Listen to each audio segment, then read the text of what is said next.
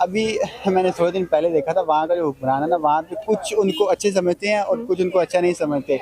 वहाँ पे भारतीय कलाकार है, उसने कहा था कि जो नरेंद्र मोदी साहब है ना, वो कप जो है ना, कप हाँ जी। धो के बने हैं।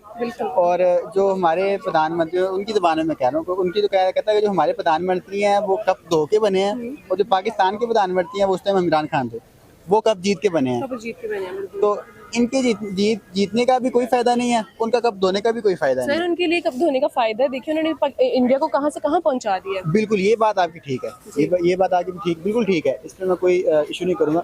वो अपने हिसाब से चल रहे हैं, उनको पता है हमारे मुल्क में क्या चीज़ नहीं है, क्या चीज़ है। अब देखिए, हमारे पास जो चीज़ है हम उसके ऊपर नहीं जा रहे। अब हमारे पास जैसे कि गंदम है, गंदम हमारी अपनी फसल है। ये पाकिस्तान का तकरीबन 7वां बड़ा मुल्क है जो गंदम की पैदावार करता है। लेकिन फिर भी यहाँ के जो लोग हैं वो भूखे मर रहे हैं। बिल्कुल, इस बात पे हमें ध्यान करना चाहिए, गौर करना चाहिए कि ये जो हमारी गंदम है जा किधर रही है। हेलो दोस्तों, आप सभी का स्वागत है द इंडिया फर्स्ट चैनल पर। जैसा कि आप जानते हैं, हमारे पड़ोसी मुल्क पाकिस्तान पिछले कुछ महीनों से भयावह आर्थिक संकट में फंसा हुआ है।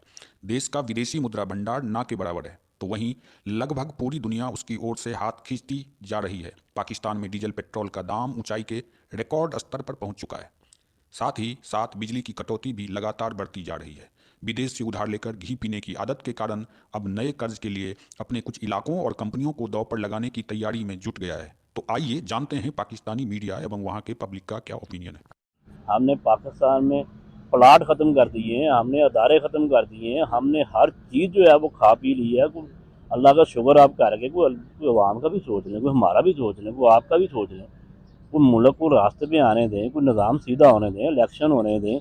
ये अब डिमी ला के ऊपर बैठा दिए हैं उन्होंने, क्रिमिनल लोग ला के बैठा दिए हैं, उनको फ्री हैंड दिया हुआ है कि बस जी आपने एक ही काम करना है, पीटीआई को तहस नहस कर दो बस। अच्छा, ये पाकिस्तान का तकरीबन 7वां बड़ा मुल्क है जो गंदम की पैदावार करता है। लेकिन फिर भी यहाँ के जो लोग हैं वो भूखे मर रहे हैं। बिल्कुल, इस बात पे हमें ध्यान करना चाहिए, गौर करना चाहिए कि ये जो हमारी गंदम है जा किधर रही है। बिल्कुल ऐसे ही। और मेरे ख्याल से जहाँ तक मुझे पता है कि मैं एक और न्यूज़ चैनल पे गया था, वहाँ पे इंटरव्यू दे रहे थे, तो वहाँ पर उन्होंने जो गंदम दिखाई थी जो हमें बाहर से आई थी, उसके अंदर कचरा था। वो गंदम साफ नहीं थी, मैली कुचैली थी जो हमें बाहर से आई थर्ड क्लास थी।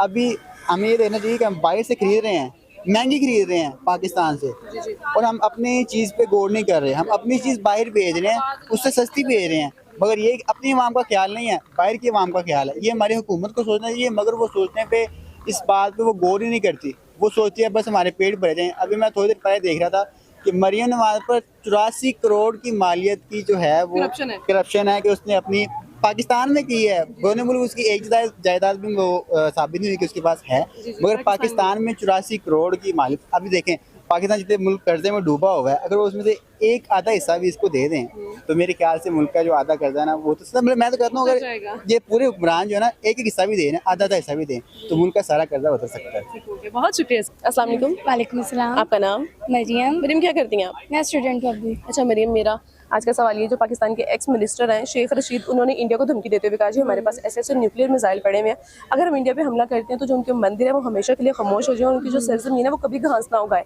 ऐसी सिचुएशन में जो पाकिस्तान क्राइसिस से गुजरा, पाकिस्तान को किसी भी कंट्री को धमकी देनी चाहिए? बिल्कुल नहीं, पाकिस्तान को उनके साथ रिलेशन बनाने चाहिए ताकि पाकिस्तान भी आगे जाए, क्योंकि पाकिस्तान बहुत कमज़ोर होता जा रहा है, क्योंकि बहुत से लोग हैं जो रोड पर आ गए हैं, क्योंकि आज से ज़्यादा खाने वाले से ज़्यादा गरीब होते हैं जो मांग रहे होते हैं अक्सर। तो हमें चाहिए कि हम दूसरे मुल्क के साथ अच्छे ताल्लुकात करें ताकि हमारा मुल्क भी तरक्की करे और हम आगे बढ़ सकें, क्योंकि पाकिस्तान इस टाइम वो हालात में है कि खाने की बहुत कमी है, इंसान जॉब की बहुत कमी है, क्योंकि हम कहीं जाते हैं जॉब नहीं मिलती सडनली।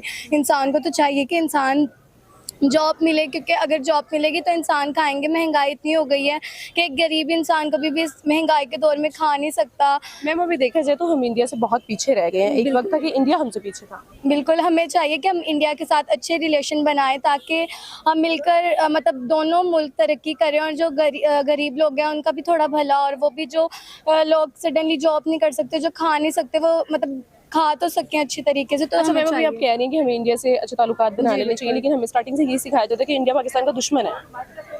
ये तो बाद में पता चलेगा, क्योंकि अभी तो पाकिस्तान की गलती है, क्योंकि वो पाकिस्तान ही धमकी दे रहा है, इंडिया ने तो कुछ नहीं कहा। तो हमें चाहिए कि हम उनके साथ अच्छे ताल्लुकात ही बनाएं। मौजूदा हुकूमत को कोई पैगाम देना चाहेंगे?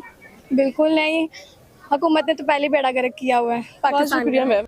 तो सर आज आपसे ये पूछेंगे कि 3 जो बड़े मेजर एयरपोर्ट्स हैं पाकिस्तान के, जी जी इस्लामाबाद, कराची और लाहौर, इनके बारे में खबर है कि गवर्नमेंट इनको आउटसोर्स कर रही है इनके ऑपरेशन को। जी तो जी। क्या कहेंगे कि पाकिस्तान की गवर्नमेंट के अंदर इतनी अहलियत भी नहीं है कि ये अब इन चीज़ों को मैनेज नहीं कर पा रही है? कहाँ पर हम पाकिस्तान को देख रहे हैं? देखें जी, अहलियत तो ये बच्चा बच्चा जानता है कि किसी भी सियासतदान में जो है ना वो अहलियत नहीं है, स्पेशली जो इस टाइम पे हुकूमत है उसके अंदर आप देख लें लोगों को तो वो बिल्कुल भी कम्पिटेंट नहीं है, ठीक है। और माजी में भी देख लें उन्होंने मुल्क के लिए कोई ऐसा काम नहीं किया कि मतलब जिससे हम ये कह सकें कि यार उन्होंने कोई मुल्क के लिए बहुत अच्छा काम किया, ठीक है ना। और इसमें प्रॉब्लम ये है कि हमारा मुल्क जो है वो बेसिकली चलाती है आर्मी, मिलिट्री इस्टेब्लिशमेंट। ये बच्चा बच्चा जानता है। सियासतदान और ये अवाम जो है ये बिल्कुल आप कह लें कि बेबस हैं, ठीक है ना। अगर ये इख्तियार हो ना अवाम के पास और सियासतदानों के पास कि उन्होंने मुल्क को जो है वो चलाना है, अवाम ने अपनी पसंद के लोगों को लेके आना है, इलेक्शन ट्रू एंड फेयर हो, अवाम अपनी पसंद के लोगों को लेके आएँ और फिर वो लोग जो अवाम के नुमाइंदे हैं वो फिर आगे जो है ना वो मुल्क के हालात को अच्छे तरीके से, अहसन तरीके से चलाएं। लेकिन प्रॉब्लम ये है कि यहाँ पे लोग आते हैं चोर दरवाजे से, ठीक है। अब ये जिस तरह से ये हुकूमत आई हुई है, ये तो एक चोर दरवाजे से हुकूमत आई है ना, वो कोई प्रॉपर इलेक्शन तो नहीं हुआ। और जिस तरह से आपको पता है कि हुकूमत रिजीम चेंज हुआ था, उसमें ये हुआ था कि वो लोगों ख़रीदारी हुई, बाकायदा बोलियाँ लगीं ये MNAs की, MPs वगैरह की, ठीक है ना। तो सर ये चीज़ें तो मेरे ख्याल में हमारी सियासत का हिस्सा है, हमेशा से ही यही चीज़ें चलती आई हैं जब से पाकिस्तान बना जी है। जी तो अपनी मर्जी के धड़े बनाकर अपनी मर्जी की हुकूमत बनाना, ये चीज़ें तो मेरे ख्याल में काफ़ी पुरानी है और इनसे अब छुटकारा हासिल करना चाहिए मुल्क के लिए।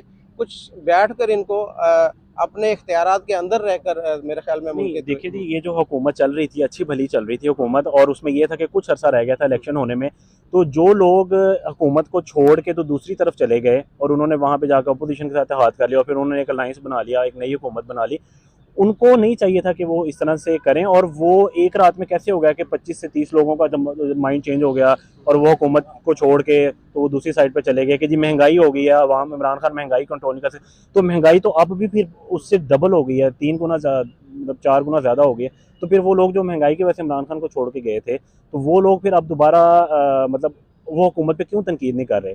ये मुनाफकत है, ठीक है। और वो लोगों ने, उन्होंने अपना ज़मीर बेचा है, उन्होंने पैसे के बदले अपना ज़मीर बेचा है और वो हुकूमत छोड़ के दूसरी तरफ गए हैं। और अब उसका नतीजा सामने है कि जो हुकूमत अब है वो बिल्कुल भी कम्पिटेंट नहीं है, मुल्क दुश्मन हुकूमत है। इतनी मुल्क दुश्मन हुकूमत जो है वो कभी भी हमने अपने मुल्क में नहीं देखी, और वो इस हद तक आ गए हैं कि वो अपने कौमी इदारे जो हैं उनको बेचने तक उन नौबत आ गई हुई है, ठीक है, क्योंकि मुल्क में पैसा नहीं है। इमरान खान ने जब छोड़ा था उस टाइम पे 16 अरब डॉलर ज़र मुबादला था, अब वो ज़र मुबादला सुकड़ के 3 से 4 अरब डॉलर रह गया। कुछ पैसे हैं उसकी वजह से बढ़ा है। देखें वो तो बड़ा है, लेकिन ये है कि आपने लिया तो कर्जा ही है ना उनसे, तो आपने वो कर्जा आगे वापस भी करना है। तो हालात तो यही है ना कि जकड़ा जा रहा है मुल्क जो है वो कर्जों में जकड़ा जा रहा है।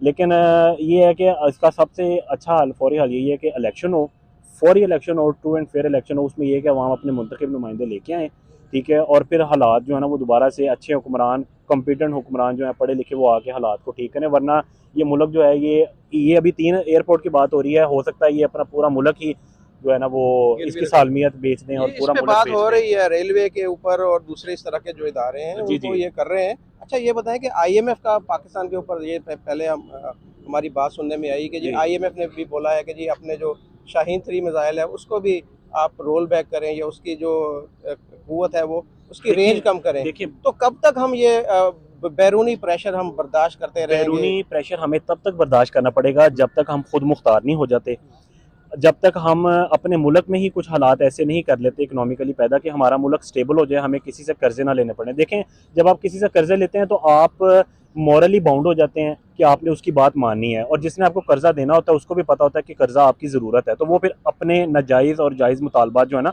वो फिर मनवाता है। अभी जो चाइना ने हमें कर्जा दिया है बड़े शॉर्ट मुद्दत के लिए दिया है जी, और जी। बहुत ज्यादा इंटरेस्ट रेट पे दिया है, यानी कि वो पाकिस्तान के लिए आगे भी बहुत मुश्किलात का सामना करना पड़ सकता है पाकिस्तान को। सर वो हाई इंटरेस्ट रेट पे तो उन्होंने देना है, मैं आपको बता रहा हूँ कि वो मजबूरी है हमारी कि हमें पैसे चाहिए, तो वो नाजायज़ फ़ायदा उठा रहे हैं, ठीक है ना। और नाजायज़ फ़ायदा तो फिर उन्होंने उठाना है, वो हमारे हुक्मरानों की वजह से ही है कि ये कोई ऐसी पॉलिसी जो है वो नहीं दे सके, कोई अट्रैक्टिव पॉलिसी, कोई इम्प्रेसिव पॉलिसी जो मुल्क के मफाद में और जो लॉन्ग टर्म के लिए जो मुल्क को फ़ायदा दे सके। मुश्किल जो हालात हर मुल्क के ऊपर आ जाते हैं, इंडिया के ऊपर भी आए थे। इंडिया एक दफ़ा IMF के पास गया, उसके बाद में उसने सोचा बैठ के, सारे अपोजिशन और हुकूमत बैठ के उन्होंने सोचा कि कैसे इससे हम जान छुड़ा सकते हैं। जी जी तो उन्होंने जान छुड़ा भी ली। अब दुनिया की 5वीं बड़ी इकानमी बन चुका है। सर, तो फर्क क्या पाकिस्तान और इंडिया के जो पॉलिटिशियन हैं, इनमें आप क्या फर्क देख रहे हैं? इनमें सबसे बड़ा फ़र्क ये है जो मैं अप्रिशिएट करता हूँ, और हर मतलब बच्चा पढ़ा लिखा जो है इंसान वो अप्रिशिएट करता है कि इंडिया में आज तक कभी भी ना फौज ने इंटरफेयर नहीं किया। ठीक है, उधर मतलब डेमोक्रेसी रही है, और कोई कभी ऐसा नहीं हुआ कि एक वज़ीर आज़म आया 2 साल के लिए रहा, 3 साल के लिए रहा और फिर उसके बाद उसको निकाल दिया गया। उसने अपना टेन्योर जिसने भी आया जो भी आया पूरा किया अपना टेन्योर। ठीक है ना, तो वो लोग आपस में लड़ते हैं, लेकिन जब मुल्क की बात आती है ना तो वो सारे सर जोड़ के बैठ जाते हैं। ये उनकी कामयाबी है, और इसलिए ये बात है कि इंडिया जब उन्होंने देखा कि IMF उनको तंग कर रहा है तो उन्होंने सर जोड़े, वो बैठे आपस में, उन्होंने कहा कि कुछ ऐसा किया जाए कि IMF के मोहताजी ना रहे। हमारे यहाँ पे अब वो सिचुएशन अब से नहीं है, बड़े अरसे से है, लेकिन ये सियासतदान आपस में एक दूसरे को ब्लेम करते रहते हैं कि उसने IMF के साथ कॉन्टैक्ट कर लिया, उसने ज़्यादा कर्जा लिया, मैंने कम लिया। तो ये जो मामला हैं ये जब तक चलते रहेंगे ना तो ये हालात ऐसे ही रहेंगे।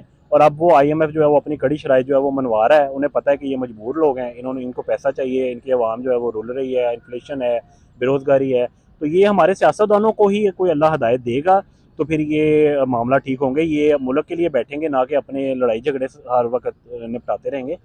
तो मेरा ख्याल है बेहतर तो यही है, दुआ करनी चाहिए कि इन लोगों को कोई मतलब अकल आए और ये मुल्क के लिए बैठें, और जो भी फैसला करना है वो मुल्क के लिए करें, आवाम के लिए करें, ना कि अपनी ज़ाती लड़ाइयाँ लड़ने के लिए जो है ना वो ये